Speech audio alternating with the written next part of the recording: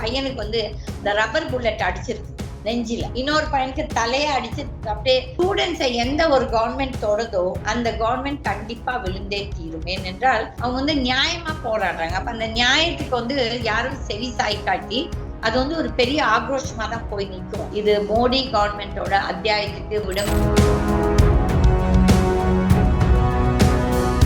ஆனா இந்த கவர்மெண்ட், இந்த அரசியல் கட்சிகள் வேனுங்கள்ல கல்லு தூக்கிட்டு வந்து வச்சு எல்லாம் செஞ்சதெல்லாம் தவறு. அவங்க ரொம்ப அராஜகமா, ரொம்ப அகங்காரமா, ரொம்ப திமிரா பண்ணிட்டு இருக்காங்க. தமிழ்நாட்டுல இருந்து ஒரு பெண்மணி பேசுறாங்க, அது நார்த் இந்தியன்ஸ் பேசுறாங்க. அவங்க எல்லாம் இப்ப துணிச்சிட்டாங்க. குழந்தைங்களுக்கு பயம் போயிடுச்சு. என்னன்னா நம்ம வாழ்ந்தா வாழலாம், இல்ல செத்தா நம்ம நாட்டுக்காக தான் சாவறோம்னு சொல்லிட்டு அந்த ஒரு இது வந்துட்டா.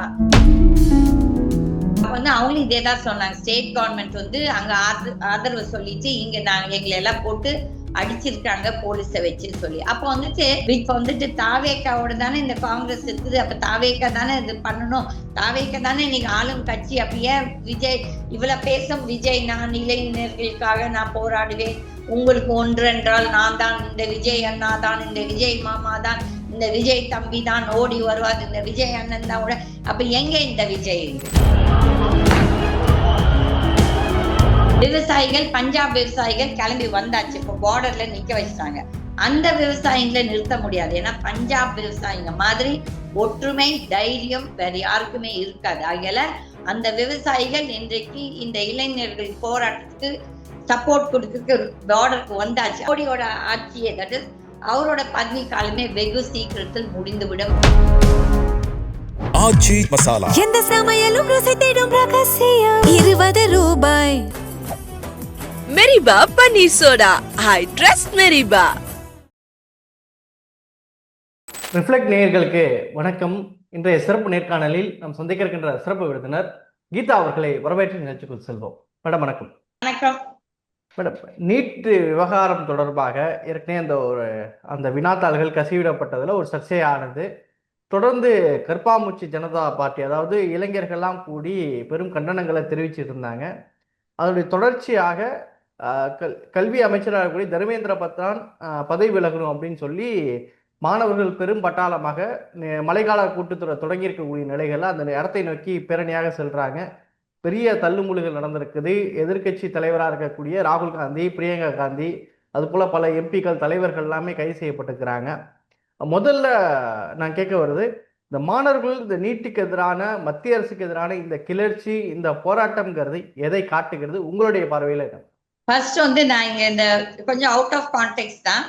நம்ம சீஃப் ஜஸ்டிஸ் ஆஃப் இந்தியாவை நம்ம தேங்க் பண்ணணும். ஏன்னா அவர் தான் ஃபர்ஸ்ட் அந்த கமெண்ட் ஒண்ணு கொடுத்தாரு. இவங்க எல்லாம் பாரசைட்ஸ், கற்பாம்பூச்சிகள் சொன்னதால ஒரு கற்பாம்பூச்சி மூவ்மெண்ட் வந்திருக்குது. அதுக்கு நம்ம அவருக்கு தேங்க்யூ சொல்லணும். அதுக்கப்புறம் எங்கேயோ வெளிநாட்டுல உட்கார்ந்து நம்ம இந்தியர் ஒருத்தர் அதுக்கு ஒரு சும்மா விளையாட்டா ஒரு இது போட்டு, எப்படி விளையாட்டு ஒரு சமயம் சீரியஸா வாழ்க்கையில் பிரச்சனைகள் வரும்னு சொல்லிட்டு இது ஒரு எடுத்துக்காட்டு. இப்ப இந்த கற்பாம்பூச்சி ஜனதா பார்ட்டி, அது அவங்க நல்லது செஞ்சாங்கன்னா அதை நம்ம பாராட்டணும், வரவேற்கணும். அவங்க ஒரு மாசமாவே almost I think from June 25th or 20th, I stand corrected about the date. அன்னையிலிருந்து அவங்க என்ன கேட்கிறாங்கன்னா, இந்த மாதிரி இந்த நீட் தேர்வு, இந்த சிபிஎஸ்சில நடந்த அவலங்கள், பிளஸ் இந்த ஆல் என்ட்ரன்ஸ் எக்ஸாம்ஸ்ல நடக்கிறத இந்த ஸ்கேம்ஸ் கேள்வி கேட்டு தட்டி கேட்டிருக்காங்க. அதுக்கப்புறம் அந்த மந்திரி, கன்சர்ன் மந்திரி அவர் அந்த பொறுப்பை ஏற்றுக்கிட்டு ரிசைன் பண்ணணும்னு சொல்லி தான் கேட்டிருக்காங்க. அவங்களோட வேண்டுகோள் நியாயமான ஒரு வேண்டுகோள். ஏனென்றால் இது இன்றைக்கு நம்ம குழந்தைங்களையும் இது பாதிக்கும், நம்ம வருங்கால ஜெனரேஷன்ஸையும் இது பாதிக்குது. ஏன்னா மோஸ்ட் ஆஃப் தீஸ் எக்ஸாம்ஸ் இப்ப நீங்க பாத்தீங்கன்னா ஆல்மோஸ்ட் இந்த 10 வருஷத்துல 89 time again I stand corrected the numbers இந்த மாதிரி லீக் ஆயிருக்கு. அப்போ ஒரு எக்ஸாம் நடத்துறவங்க அந்த எக்ஸாமை உருப்படியா நடத்த தெரியாட்டி மக்கள் கண்டிப்பா தட்டி கேட்பாங்க. அந்த பேப்பர் லீக் ஆகும்போது அவங்களுக்கு எவ்வளவு ஒரு இது என்ன சொல்றது, மென்டல் அகனி, அதுக்கப்புறம் அவங்க எவ்வளவு கஷ்டப்படுறாங்க, எவ்வளவு கஷ்டப்பட்டு படிக்கிறாங்க. அதுவும் ஒரு மாசம் 2 மாசம் இல்ல, வருஷ கணக்குல தே ப்ரிப்பேர். ஒரு சில பிள்ளைங்களாம் 9th 10th இருந்தே ஆரம்பிக்கிறாங்க இந்த ப்ரிப்பரேஷன். அப்ப அவங்களுக்கு எப்படி ஒரு ஷாக்கா இருக்கும் இந்த ஸ்கேம் நடக்கும்போது. அப்போ இந்த ஆட்சியாளர்களுக்கு மக்கள் மேல என்ன ஒரு அக்கறை, அது இது வருங்கால சன்னதி, இது நம்ம யங்கர் ஜெனரேஷன். அப்போ அவங்க கேள்வி கேட்கும் போது அவங்கள முந்தா நேத்து நீங்க போலீஸ் அவங்க வந்து நியாயமா வெயிட் பண்ணிருக்காங்க. இவங்க வந்து ஆட்சியாளர்கள் யாருமே அவங்கள கூப்பிட்டு பேசல. 20ஆம் தேதி நாங்க வந்து பார்லிமெண்ட்க்கு நாங்க we will rally towards ஒருத்தர் parliament. உண்ணாவிரதம் இருக்கிறாரு, கவலைக்கிடமான நிலையில இருக்கும்போது அடுத்த கட்ட நோக்கி நகருது. 20 நாளா இது பண்ணிட்டு இருக்காரு. அப்ப வந்து அவரோட இதுக்கும் பதில் சொல்ல. வான்சூக் இஸ் நாட் அ பொலிட்டீஷியன். இப்ப வந்து இவங்க எப்ப என்ன சொல்லுவாங்க, பொலிட்டிக்கல் லீடர்ஸ் வந்து பொய் பேசுறாங்க, திசை திருப்புறாங்கன்னா இந்த சிச்சுவேஷன்ல யாருமே திசை திருப்பல. என்னன்னா அந்த குழந்தைகள் நியாயமா அவங்களோட போராட்டம் ஒரு நியாயமான போராட்டம். அதுக்கு வந்து சரி சாய்க்காமல் இந்த அரசியல்வாதிகள் நீங்க என்ன பண்ணிட்டு போங்க, நாங்க பாட்டுக்கு எங்களோட பண்ணுவாங்க திமிர்த்தனவட்டில் இருந்திருக்காங்க. சென்ட்ரல் கவர்மெண்ட் அதுவும் மோடி கவர்மெண்ட் வந்து ரொம்ப ரொம்ப அரகன்ட், ரொம்ப என்ன சொல்றது அகங்காரத்தில் வந்துட்டு பண்ணியிருக்காங்க. ஆனா கண்டிப்பா எந்த ஒரு அரசியல் தலைவரும் இந்த இளைஞர்களுடன், தட் இஸ் நம்ம 62ல நீங்களாம் பிறந்திருப்பீங்களோ இல்லையா, நாங்க 62ல பார்த்திருக்கோம். நாங்களாம் அப்ப ஸ்டூடெண்ட்ஸ். அப்ப வந்து இந்த தமிழ் ஹிந்தி இந்த போராட்டத்தப்போ ஸ்டூடெண்ட்ஸை எந்த ஒரு கவர்மெண்ட் தொடதோ அந்த கவர்மெண்ட் கண்டிப்பா விழுந்தே தீரும். ஏனென்றால் குழந்தைங்க அவங்களுக்கு வந்து எந்த சூதும் இல்லை, அவங்க வந்து நியாயமா போராடுறாங்க. அப்ப அந்த நியாயத்துக்கு வந்து யாரும் செவி சாய் காட்டி அது வந்து ஒரு பெரிய ஆக்ரோஷமா தான் போய் நிற்கும். அதுவும் இல்லாம அவங்க குவைட்டா ஒரு ஆர்ப்பாட்டம் இல்லாமல் ரொம்ப பீஸ்ஃபுல்லா தான் பண்ணிட்டு இருந்திருக்காங்க. இந்த 20-30 நாளா அவங்க வந்து எந்த ஒரு அயோக்கியத்தனமும் பண்ணல.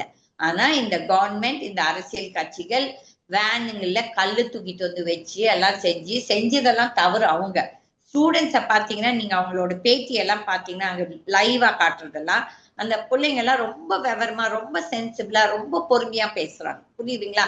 அப்ப வந்து அவங்க மேல பழிய போடுறதுக்கு ரைட்டே கிடையாது. ஆனா அந்த போலீஸ் ஆபீசர்ஸ் அந்த போலீஸ் எல்லாம் வந்துட்டு அந்த ஸ்டூடெண்ட்ஸ் ஈவன் ஒரு 12 வயசுக்குள்ளே அடிச்சிருக்காங்க. 12 வயசுக்குள்ளே என்னத்துக்கு அடிக்கணும்? இதெல்லாம் தேவையா? அப்போ வந்துட்டு எவ்வளவு ஒரு அராஜகம், எவ்வளவு ஒரு தெனாவெட்டு. I think Modi government prime minister is equally responsible. என்னன்னா எப்பவும் பிரைம் மினிஸ்டர் வந்து எல்லாம் என்கிட்ட தான் இருக்குது, இட்ஸ் ஒன் மேன் ஷோ மாதிரி ஓட்டிட்டு இருக்காங்க இந்த பிஜேபி கவர்மெண்ட் என்டிஏ. அப்ப வந்து Modi is fully responsible and மோடியும் ரிசைன் பண்ணணும், அந்த பிரதானும் ரிசைன் பண்ணணும். ஏன்னா முந்தநேத்து பண்ணது வந்து ரொம்ப ரொம்ப தவறு. பிள்ளைகள் மேல வந்துட்டு மாணவர்கள் போராட்டத்துக்குள்ள சில விஷயங்கள் உள்ள வந்துதான் அந்த கலவரத்தை ஏற்படுத்துறாங்க அப்படின்னு சொல்றாங்க. நீங்க காவல்துறை மேல பிளேம் பண்றீங்க. என்ன நடந்தது மேடம் அங்க?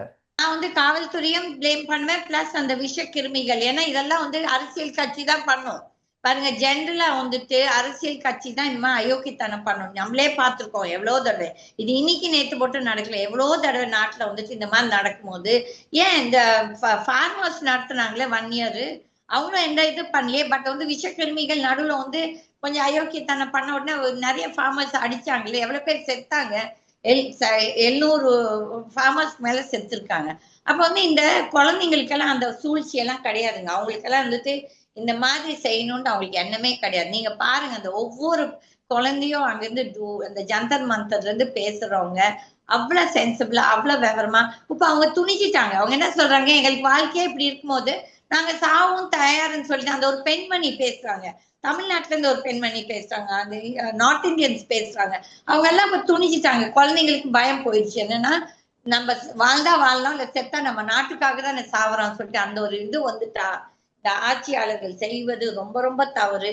அவங்களுக்கு வந்துட்டு அதுவும் இல்லாம அன்னைக்கு வந்து அந்த 2 ரெப்ரசன்டேட்டிவ்ஸ் ஆஃப் தி சிஜேபியோட பார்ட்டியோட 2 ரெப்ரசன்டேட்டிவ்ஸ், அதுல ஒரு தம்பி வந்து journalist, is a young journalist, 28 வயசு தான் 27 வயசு தான். அவங்க எவ்வளவு விவரமா பேசுறாங்க. அவங்கள கூப்பிட்டுட்டு 5 நிமிஷத்துல என்னங்க ஒரு டிஸ்கஷன் முடிப்பாரு அந்த ஜேபி நட்டா. அப்பல இருந்து இதெல்லாம் வந்து ஒரு தொடைப்பு, கண் தொடைப்பு. அதனால இந்த இன்றைக்கு சென்ட்ரல் கவர்மெண்ட்ல நடக்கும் என்டிஏ கவர்மெண்ட் ரொம்ப அராஜகமா ரொம்ப அகங்காரமா ரொம்ப திமிரா பண்ணிட்டு இருக்காங்க. எதிர்கட்சி தலைவராக இருக்கக்கூடிய ராகுல் காந்தி, பிரியங்கா காந்தி, அது போல எதிர்கட்சி எம்பிக்கள் தலைவர்கள் எல்லாருமே நேற்று பிரதமருடைய இல்லத்தை நோக்கி ஒரு முற்றுகை பண்ண போயிருக்காங்க. மிக கடுமையான முறையில் ராகுல் காந்தி அவர்களுக்கே காயம் ஏற்பட்ட மாதிரிலாம் செய்திகள் வந்ததை பார்த்தோம். இப்ப எதிர்கட்சிகளுடைய இந்த போராட்டத்தை எப்படி புரிஞ்சுக்கிறது, அது மீதான அடக்குமுறை எப்படி பாக்குறது மேடம்? இப்ப நான் நேற்று ஒரு காணொலி பார்த்துட்டு இருந்தேன் இந்தியா டுடேல. ராஜீவ் சர்தேசாய் அவர் வந்து ஒருத்தர் இந்த பிஜேபியில இருக்கும் ஒரு top spokesperson doctor Sudhanshu திரிவேதின்னு ஒருத்தர் பேசுறாரு. அவங்க யாருக்குமே வருத்தம் இருக்கிற மாதிரி தெரியல. இப்பவும் எல்லாருமே தென்னாவெட்ல தான் பேசுறாங்க. அப்ப வந்து அவங்க என்ன சொல்றாங்கன்னா, ராகுல் காந்தி எங்க இருந்தார் இவ்வளவு நாள், எங்க போனார்னா, அப்ப மோடி எங்க இருந்தார், எங்க போனார்? மோடி வந்துட்டு யாருன்னா ஒருத்தர் இந்தியால அவரை பாக்குறோமா? அவர் வந்துட்டு எப்ப பார்த்தா வெளிநாடு தான் அவருக்கு. அப்ப இந்தியா பிரதமரா, இல்லாட்டி வெளிநாட்டு பிரதமரா, இல்லாட்டி அதானி அம்பானிக்கு பிசினஸ் இது ப்ரொமோஷன் பண்றதுக்கு மீடியேட்டரா? இப்போ வந்து Modi is more like a mediator for the business companies, corporate கம்பெனிஸ்க்கு மீடியேட்டரா தான் அவர் போயிட்டு இருக்காரு. எங்க போனாலும் அவங்களுக்கு பிசினஸ் பண்ற. அப்ப அவருக்கு எவ்வளவு கவலைப்பட்டார் இந்த நாட்டுல வந்து குழந்தைங்க, திஸ் இஸ் ஸ்டூடெண்ட்ஸுங்க. ஸ்டூடெண்ட்ஸ் வந்து நம்ம பிள்ளைகள், அவங்க நம்ம குழந்தைங்க. அந்த ஸ்டூடெண்ட்ஸ் மேல வந்து நீங்க வந்து இந்த போலீஸை வச்சு அராஜகம் பண்ணி எப்போ இந்த ஆளுங்கட்சி, இந்த சில அரசியல் கட்சிகள் தான் இந்த ரவுடிஸ் எல்லாம் பண்றது, பிரச்சனை வர வைக்கிறது. இவங்க எல்லாம் வந்து அப்பாவி குழந்தைகள். ஓகே, அவங்க மேல எல்லாம் இதை செய்யறது ரொம்ப தப்பு. அதுக்கப்புறம் அந்த ஒரு பையனுக்கு வந்து இந்த ரப்பர் புல்லட் அடிச்சிருக்குது நெஞ்சில, இன்னொரு பையனுக்கு தலைய அடிச்சு அப்படியே அவனுக்கு அப்படியே ரத்தம் கொட்டிட்டு இருந்திருக்குது.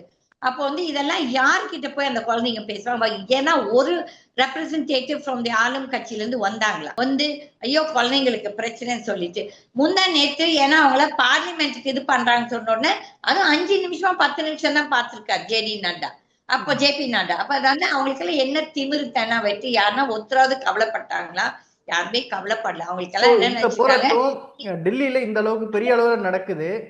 நேத்து வந்து ராகுல் காந்தியும் Priyanka Gandhi plus some Congress MPs அவங்க சுயநலத்துக்கு வந்தாங்க, ஏதோ வந்திருக்காங்க, அவங்க மக்களுக்காக பேசியிருக்காங்க, மக்களுக்காக ரோட்ல நின்று இருக்காங்க. அது எல்லாத்துக்குமே நம்ம தப்பு சொல்லிட்டு இருக்க முடியாது. அட்லீஸ்ட் அவங்க வந்திருக்காங்க. பட் ஆளும் கட்சியில இருந்து யார் இவங்க பிரச்சனை கேட்க வந்திருக்கா? யாருமே வரல. அந்த சோனம் வாங்சுக்க கூட போன அந்த 4 நாளுக்கு முன்னால தூக்கிட்டு போனது ரொம்ப தப்பான ஒரு இது. அவங்க ஃபேமிலி மெம்பர்ஸ் கிட்ட சொல்லியிருக்கணும், அவங்க ஃபேமிலி மெம்பர்ஸ் கிட்ட பெர்மிஷன் வாங்கியிருக்கணும். தப்புன்னு தூக்கிட்டு போய் சப்தர்ஜங் ஹாஸ்பிட்டல்ல போட்டு, அதுக்கப்புறம் அவங்க வைஃப் வந்து சுப்ரீம் கோர்ட் அப்ரோச் பண்ணிருக்காங்க. இந்த மாதிரி எங்களுக்கு விருப்பமான ஹாஸ்பிட்டல்ல தான் நாங்க போவோம், ஏன்னா எங்களுக்கு அவங்க மேல நம்பிக்கை இல்லை, அந்த ட்ரீட்மெண்ட் மேல நம்பிக்கை இல்லை. It's true.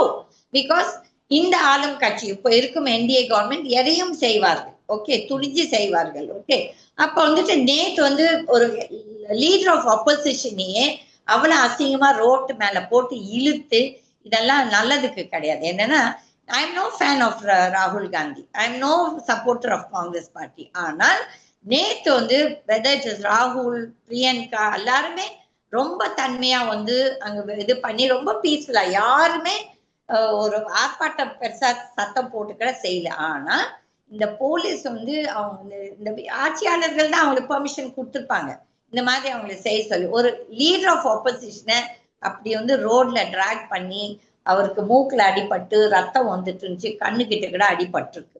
அப்ப வந்து இது ஒரு நல்ல ட்ரெண்ட் கிடையாது. இதுக்கு மோடி கவர்மெண்ட் கண்டிப்பா பதில் சொல்லணும். அவங்களுக்கு வந்து கண்டிப்பா ஒரு அடி விழும். நான் எதிர்பார்க்கறது அவங்களுக்கு ஒரு பெரிய தண்டனை வரும். இப்ப இன்னொரு பக்கம் தமிழ்நாடு கவர்மெண்ட்டை பொறுத்தவரையில தாவேகா விஜயுடைய கவர்மெண்ட் டெல்லியில் நடக்கக்கூடிய போராட்டத்தை ஆதரிக்கிறாங்க. தமிழ்நாட்டில் சிஜேபி அந்த கருப்பாம்பூச்சி அந்த போராட்டத்தை ஆதரித்து தமிழ்நாட்டில் போராட்டங்கள் நடக்குது. ஆனால் அங்கே ஒரு பக்கம் டெல்லியில் ஆதரிக்கிறாங்க, தமிழ்நாட்டில் போராடுகின்றவர்கள் மேலே இங்கேயும் காவல்துறையை வச்சு கைது செய்யறது, இதெல்லாம் பார்க்க முடியுது. இந்த முரண்பாட்டை எப்படி புரிஞ்சுக்கிறது மேடம்? இன்னைக்கு காலையில் எனக்கு ஒரு மெசேஜ் கொடுத்துருந்தாங்க அந்த ஆர்ப்பாட்டாளர்கள், யாருன்னு தெரியாது, ஒரு லேடி எனக்கு அப்பீல் பண்றாங்க, மேடம் நீங்களும் வந்து இது பண்ணலாம்ல. நான் சொன்னேன் எனக்கு தெரியாதுங்க நடக்கிறது.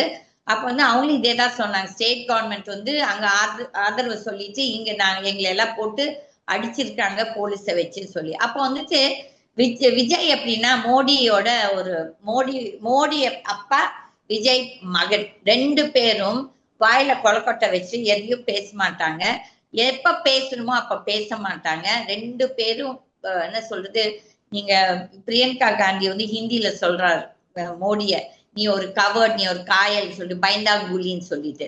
அப்ப வந்து மோடி முந்தா நேத்து ஓடி போய் ஒளிஞ்சுக்கிட்டாருல. என்னன்னா இன்னும் மட்டும் ஒரு ஸ்டேட்மெண்டாவது மோடி பேசல.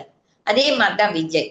தேர் ஆல் ஒரே டைப் ஆஃப் பாலிட்டிஷியன்ஸ். அந்த பதவிக்கு வந்த அப்புறம் மக்கள் பிரச்சனை பத்தி யாருமே கவலைப்படுறது இல்லை. அவங்களுக்கு அந்த அகங்காரம் வந்துடுது. என்னன்னா அவங்களுக்கு ஏதோ ஆட்சியாளர்கள் நம்மளை யாரும் கேள்வி கேட்க முடியாது, அப்படி கிடையாது. அந்த காலமெல்லாம் போயாச்சு.